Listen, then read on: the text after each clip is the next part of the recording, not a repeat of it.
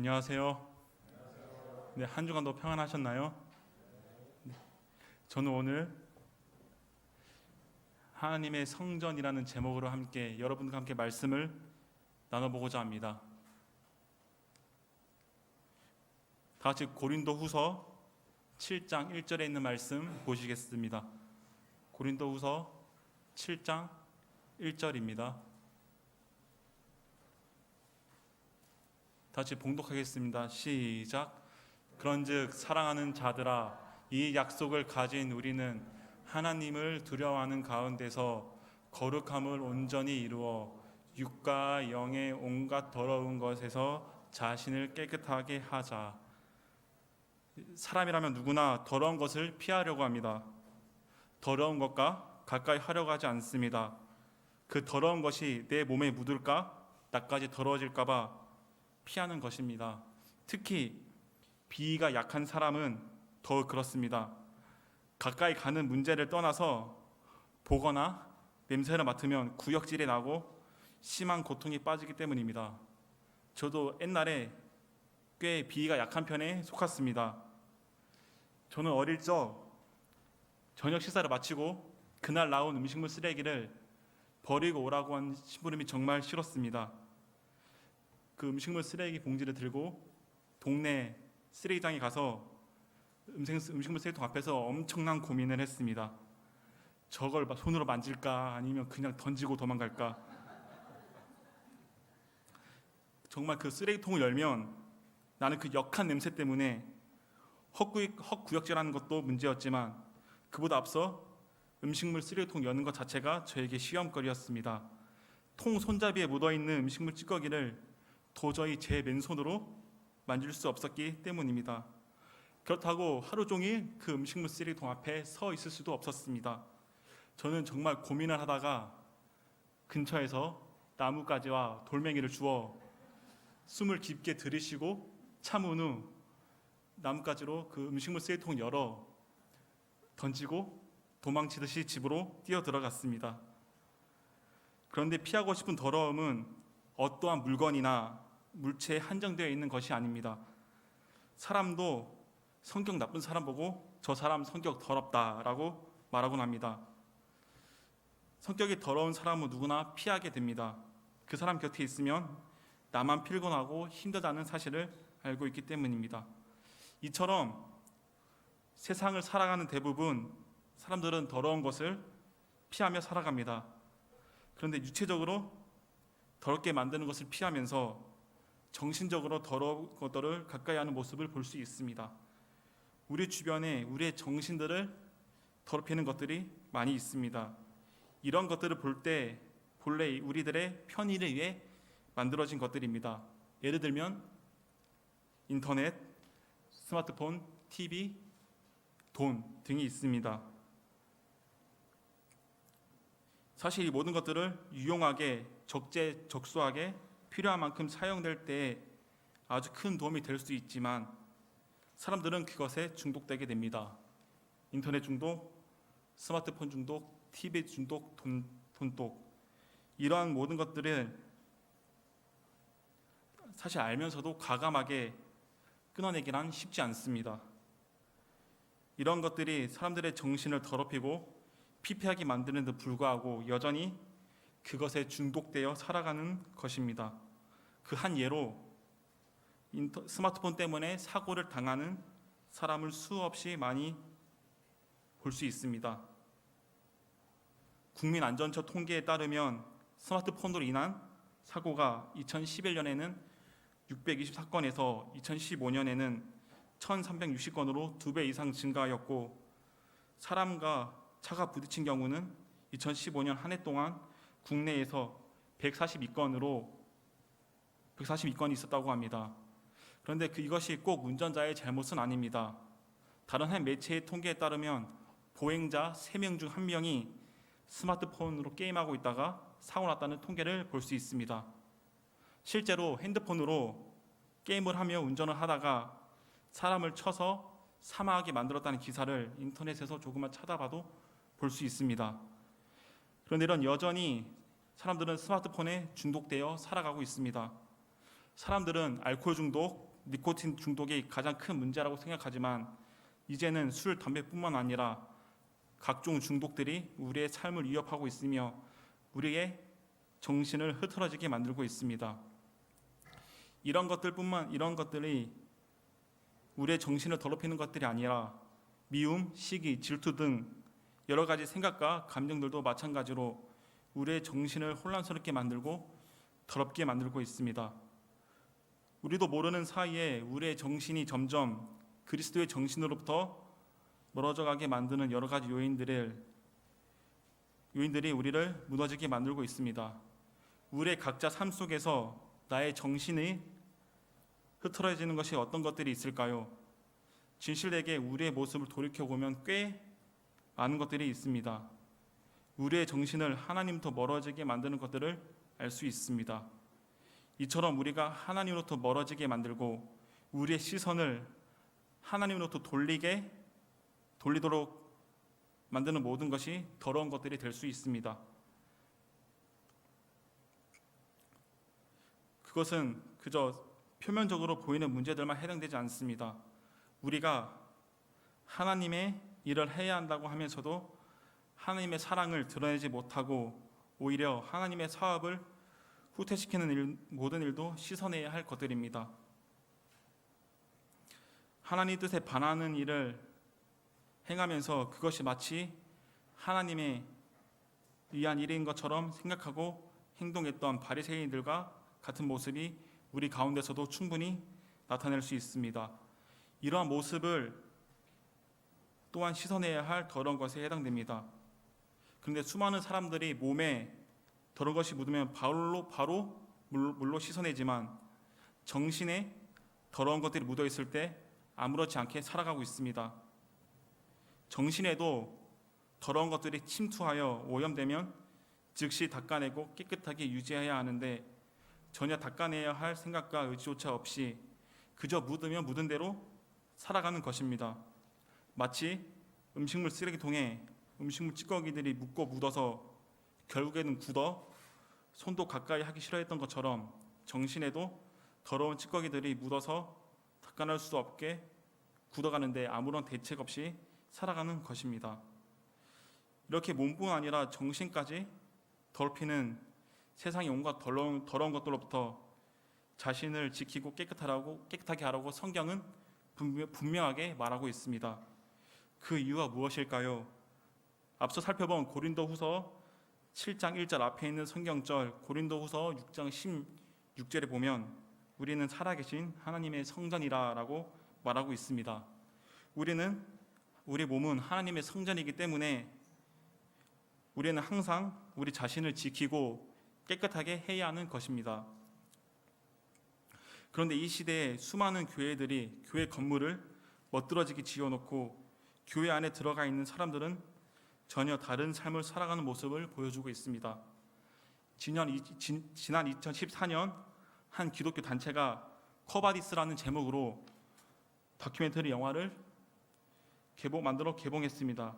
이 영화를 보면 한국 기독교의 현실적인 문제를 보여주고 있습니다. 한 서초구에 위치한 대형 교회는 그 교회를 건축하는데 무려 3천억이라는 넘는 비용이 들어갔다고 합니다.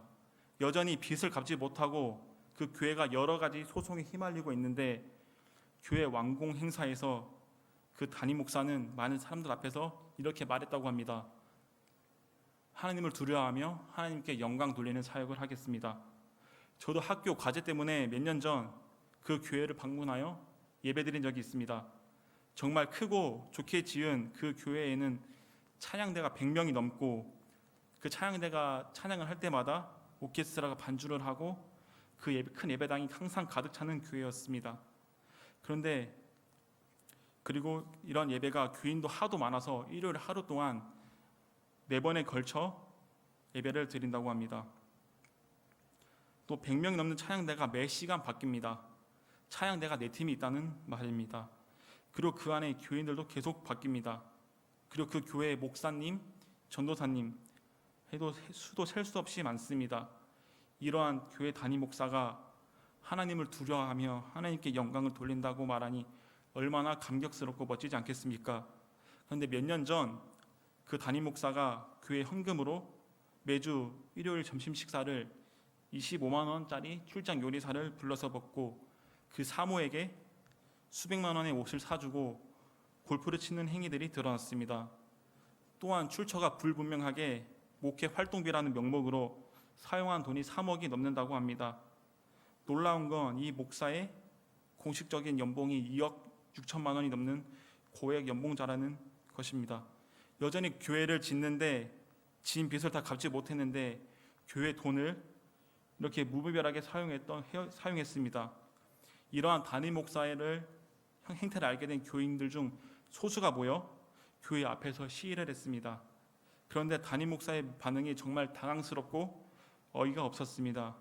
시위를 하는 이유는 그들이 제자 훈련을 잘못 받아서 그런 것이라고 말했다고 합니다. 아직도 교회의 대부분은 담임 목사의 편을 들어주고 있습니다. 이런 문제는 그 한 교회만 해당한 것이 아닙니다. 이 시대에 많은 교회들은 여러 가지 문제를 가지고 있으며 하나님과 단절되어 듯한 모습을 보여주고 있습니다. 교회들은 하나님의 성전이라고 하며 높게 멋지게 짓는데 과연 그 교회 구성원들은 하나님의 성전으로서의 모습을 간직하였는가라는 것을 생각해 보게 됩니다. 제가 몇 가지를 보여드리겠습니다. 이 숫자는 무엇을 의미하는지 무엇을 의미할까요? 바로 교회 수와 전국의 편의점 개수를 뜻합니다. 이 지도는 우리나라에 있는 교회 분포도를 표시한 지도입니다. 정말 이름 모를 섬까지 교회가 들어가 있습니다. 그럼 마지막으로 이 숫자는 무엇을 의미하는지 아십니까? 바로 한국의 복음화율입니다.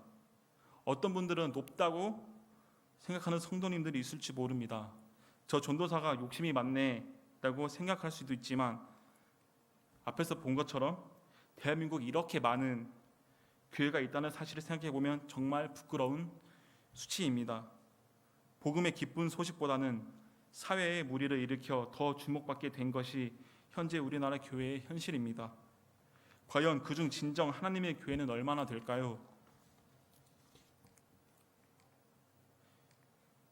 사실 예수님의 십자가 이전의 성전은 장소로 국한되어 있던 곳이 맞습니다.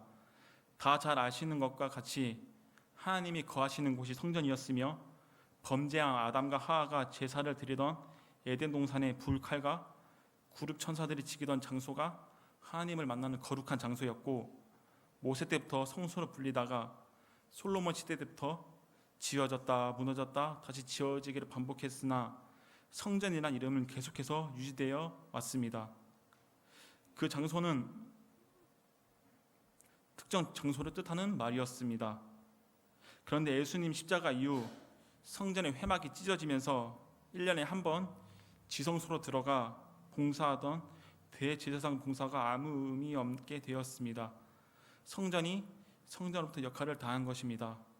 왜냐하면 제사제도라는 표상이 예수님의 십자가를 통해 원형을 만났기 때문에 더 이상 그 표상들이 의미가 없어졌습니다. 시대의 소망에서는 이렇게 기록하고 있습니다. 성전 안에 휘장이 소리를 내면서 보이지 않는 손에 의해 위에서부터 아래로 찢어져 한때 하나님의 임재로 충만했던 곳이 군중이 눈으로 볼 수 있도록 열려 제쳐졌다. 그곳에 셰키나가 거했다. 하나님께서 그곳 시온소 위에서 당신의 영광을 나타내셨던 것이다. 대제사장은 1년에 한 번 백성의 죄를 속하기 위해 그곳에 들어갔다. 그러나 보라, 이 휘장이 두 조각으로 찢어진 것이다. 지상성소의 일부인 지성소는 더 이상 거룩한 장소가 아니다라고 기록되어 있습니다. 지상성소는 더 이상 그 효력을 잃어버리고 하나님이 거했던 거룩한 곳 지성소는 더 이상 거룩한 장소가 아니라고 말하고 있습니다. 그렇다면 이 땅에서의 성전은 아무 쓸모없는 의미 잃어 사라진 것일까요? 그것은 아닙니다. 여전히 하나님을 만나는 성전은 이 땅에 존재하고 있으며 여전히 하나님께서 임재하고 있습니다. 그러나 하나님께서 임재하는 곳이 장소에 국한되어 있지 않다는 것입니다. 그 성전이 어디일까요? 고린도전서 3장 16절에서 17절에 있는 말씀을 보면 너희가 하나님의 성전인 것과 하나님의 성령이 너희 안에 거하시는 것을 알지 못하는 이유 누구든지 하나님의 성전을 더럽히면 하나님이 그 사람을 멸하시리라. 하나님의 성전은 거룩하니 너희도 그러하리라. 이제 하나님이 거하시는 장소라는 개념의 성전이 우리가 된 것입니다. 우리 안에 성령께서 거하시며 우리 안에 하나님께서 임재하신다는 것입니다. 물론 장소의 개념인 교회라는 이름은 존재하고 있습니다. 제가 지금 드리는 말씀은 교회가 전혀 거룩하지 않다, 교회가 아무 쓸모 없다라는 의미가 아닙니다. 이 교회에 하나님께서 역사하시며 하나님께서 거하고 계십니다. 이 교회에 함께 모여 드리는 예배를 통해 하나님께 영광을 돌리는 것도 중요합니다. 그런데 더 중요한 것이 있습니다. 그 교회에 모이는 각 개인의 삶 속에서 하나님을 만나고 하나님의 성전으로서 역할을 해야 한다는 것입니다. 아무리 교회에 많은 사람들이 모이고 교회가 찬란하게 빛나는 모습으로 잘 지어져 있다고 해도 교회 안에 모인 사람들이 참 하나님을 만나는 개인적인 경험을 하지 못하고 살아간다면 멋지게 지어져 있는 교회에 함께 모인 사람들의 숫자가 아무런 의미가 없어지는 것입니다. 예레미야 시대의 성전은 이러한 모습을 보여주고 있습니다. 성전에 모이는 타락한 제사장들과 선지자들과 백성들이 마음으로는 우상 숭배를 하면서도 성전에 모여 하나님을 찾는 척 했습니다. 그들은 자신들이 하나님을 잘 섬기고 있기 때문에 자신들이 성전에 들어가는 것을 하나님께서 막지 않으신다고 가르쳤으며 여전히 하나님께서 그들과 함께 계신다고 생각했습니다. 그러다 하나님께서는 예레미야를 통하여 이렇게 말씀하십니다. 너희는 이것이 여호와의 전이라 하는 거짓말을 믿지 마라. 그들은 매우 아름다운 건축물을 보며 그곳에서 드리는 의식과 예식 자체의 미신적인 지적을 보여주고 있습니다. 또한 이러한 종교 제도가 그들에게 매우 자랑스럽게 느껴졌습니다. 그들은 마음이 하나님을 떠나 있었음에도 불구하고 여전히 아름답게 존재하고 있는 성전이 나라와 백성들을 보호해 줄 것이라고 믿었습니다. 그러다 하나님께서는 예레미야를 통하여 분명하게 말씀하셨습니다. 너희는 이것이 여호와의 전이라 하는 거짓말을 믿지 마라. 사실 그곳은 분명히 하나님의 전이 맞았습니다. 그 성전이 처음 지어질 때 분명히 하나님께 영광 돌리기 위해 지어졌으며 많은 선조들이 그곳에서 하나님께 영광을 돌리며 하나님께서 임재하시는 영광스러운 광경을 목격했고 함께 예배 드렸을 것입니다. 그런데 하나님께서 그곳이 여호와의 전이라는 거짓말을 잊지 말라고 하신 것입니다. 이를 통해 하나님께서는 그 장소보다 하나님을 예배하기 위하여 모인 사람들의 마음을 더욱 중요하게 여기신다는 사실을 알 수 있습니다. 본교 성경 주석은 이 성경 구절을 통해 이렇게 말하고 있습니다. 이와 비슷하게 오늘날 수많은 교인들은 외형적인 교회와 관계가 구원을 줄 것이라고 믿는다.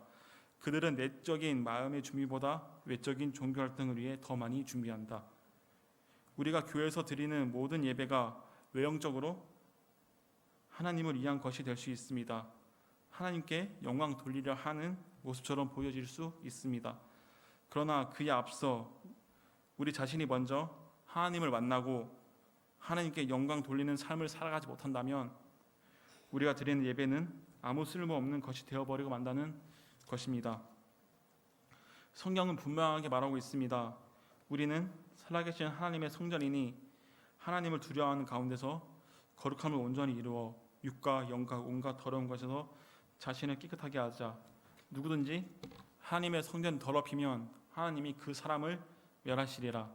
하나님의 성전은 거룩하니 너희도 그러하니라. 우리는 먼저 우리 안에 거하실 하나님을 기억하며 우리의 몸과 마음을 깨끗하게 유지해야 합니다. 혹 우리의 몸과 마음에 세상에 더러운 것들이 묻어 있다면 깨끗하게 씻어내야 합니다. 그저 자기 집에 손님이 온다고 집도 청소하고 몸도 깨끗이 씻는데 하나님께서 내 안에 거하신다고 하면 얼마나 더 깨끗하게 하고 말끔하게 씻어내야 할까요? 이 시간 우리의 몸과 마음을 구별하여 하나님 앞에 온전히 깨끗한 모습으로 드려지는 우리 모두가 되기를 간절히 소망합니다. 그런데 오늘 본문 말씀이었던 고린도후서 7장 1절은 하나님의 살아계신 성전인 우리의 몸과 마음을 깨끗하게 하기 전에 선행되어야 할 모습을 우리에게 보여주고 있습니다. 그것은 바로 하나님을 두려워하는 가운데서 거룩함을 온전히 이루라라는 것입니다. 하나님을 두려워한다는 것은 어떤 의미가 있을까요? 저는 저희 부모님은 어려서부터 저와 저의 동생에게 엄하게 지도하셨습니다. 혼나기도 많이 혼나고 때에 따라서 많이 맞았습니다. 꼭 잘못하는 일이 있으면 어떻게 아셨는지 거짓말을 하거나 둘러대기도 전에 이미 모든 것을 부모님께서 알고 계셨습니다. 또한 그리고 또 이렇게 거짓말을 하게 되면 어떻게 아셨는지 이미 거짓말인 줄 알고 계셨기 때문에 거짓말도 잘 못했습니다. 엄한 부모님 속에서 부모님 나를 싫어하시나 라는 생각도 들고 항상 농담처럼 부모님께서 너는 다리 밑에서 주워왔다 라고 하신 말씀을 들을 때마다 또 혼이 날 때마다 진짜로 나를 다리 밑에서 주워와서 이렇게 혼내시는 건 아닌가라고 생각도 했습니다. 그런데 아직 철은 덜 들긴 했지만 조금씩 시간이 흐르고 이제 와서 생각해 보니 조금은 부모님의 마음을 이해하게 되었습니다. 그리고 그때는 그렇게 무섭고 두렸던 부모님의 모습이 얼마나 아들을 사랑하는 모습이었는지 깨닫게 되었습니다. 그리고 그것을 깨닫고 난 이후에 무서워서 부모님의 말씀을 듣는 것이 아니라 사랑하기 때문에 그리고 부모님의 마음이 사랑이라는 사실을 알기 때문에 말씀을 잘 듣고 순종하려고 노력하게 되었습니다. 물론 부모님에 대한 두려움과 하나님에 대한 두려움이 같은 의미는 아닐 것이지만 저는 이 하나님을 두려워하라는 말씀 속에서 부모님과의 어릴 적 경험을 떠올리게 되었습니다. 하나님을 두려워하라는 이 고린도후서의 말씀을 하나님을 문자적으로 의미 그대로 두려워하라는 의미가 아닙니다. 성경 주석은 하나님을 두려워하는 것에 대해서 여호와를 두려워한다는 말은 곧 매 순간 거룩한 하나님의 자애로 느낄 가운데 거함을 뜻한다라고 말하고 있습니다. 우리가 매 순간 하나님의 자애로운 눈길 속에 있다는 사실을 기억하라는 것입니다. 우리가 하나님의 자애로운 눈길을 의식하면서 산다면 조금도 거짓으로 우리의 마음을 숨길 수 없다는 것입니다. 우리의 숨길 수 없는 모습에 대한 인식을 뛰어넘어서 우리를 가장 사랑하시는 그분이 우리를 항상 사랑하는 눈길로 바라보고 계신다는 사실을 날마다 기억하며 살아야 한다는 것입니다. 그분은 잘못을 심판하기 위한 눈으로 우리를 바라보시는 것이 아니라 우리가 잘되길 바라는 마음으로 또 참된 행복과 평안을 누리기 원하는 마음으로 날마다 저희들을 바라보고 계십니다. 그렇기 때문에 우리는 하나님의 사랑을 기억하며 날마다 그분의 경외하는 삶을 살아야 합니다.